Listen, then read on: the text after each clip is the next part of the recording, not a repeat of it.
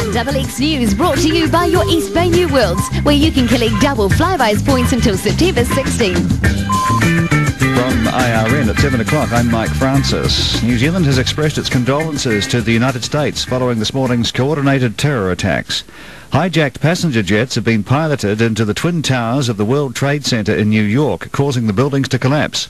A short time later, another jet slammed into the Pentagon in Washington, D.C., while a 747 airliner crashed near Pittsburgh to the west in Pennsylvania. There were 266 people on board the 4 hijacked flights. Americans are comparing the attacks to the Japanese strike on Pearl Harbor in 1941.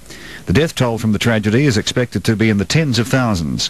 50,000 people worked in the World Trade Center in New York alone, while a further 60,000 people visit it daily. It's been reported that 4 carrier battle groups are heading for the east coast of the United States to provide air cover against any further attacks. Foreign Minister Phil Goff says efforts are underway to see if any New Zealanders have died in the attacks. On the balance of probabilities, with probably tens of thousands of people who have died in the World Trade Center, there is tragically a good chance that some of those people may have been New Zealanders. No one has claimed responsibility for the attacks, but officials say the operation has links to Muslim extremist Osama bin Laden.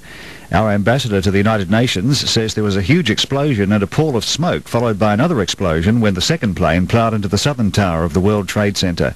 Shortly after that, Don Mackay says the towers collapsed. Basically, the lower end of Manhattan, which had been heavily obscured by smoke, then became pretty much totally obscured by dust and smoke.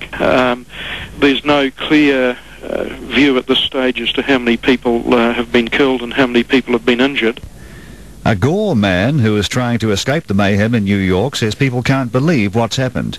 Ian Phillips was just blocks away when 2 hijacked planes crashed into the World Trade Center. Oh, yeah, I think people are numb and shocked because people just walking, milling along. You know, this is unprecedented. It's an amazing, incredible, sad tragedy. And they haven't even said how many people are dead. CNN's David Mattingly is at the scene of the 747 crash near Pittsburgh. The people here in the area have reported that they saw the commercial airliner going overhead at about 2,000 to 3,000 feet with no landing gear down. They heard then a loud roar of an engine, at which point the jet climbed and then banked sharply to the left before going down straight on a 45-degree angle.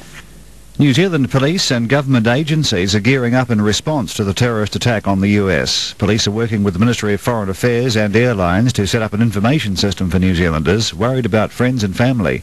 They've asked for patience until an appropriate 0800 number is set up. Some Air New Zealand flights to the United States have been cancelled, and one flight that was heading to Los Angeles has been diverted to Tahiti. A passenger on board an early morning Air New Zealand flight from Los Angeles says 2 police officers boarded the aircraft when it landed at Auckland Airport. Police aren't commenting. The shockwaves from today's attacks are spreading around the world. Several government buildings have been evacuated in London, and a no-fly zone has been imposed over the capital. UN Secretary-General Kofi Annan has condemned the attack. There can be no doubt that these attacks are deliberate acts of terrorism, carefully planned and coordinated, and as such I condemn them utterly. Security is being tightened at American diplomatic missions around the world.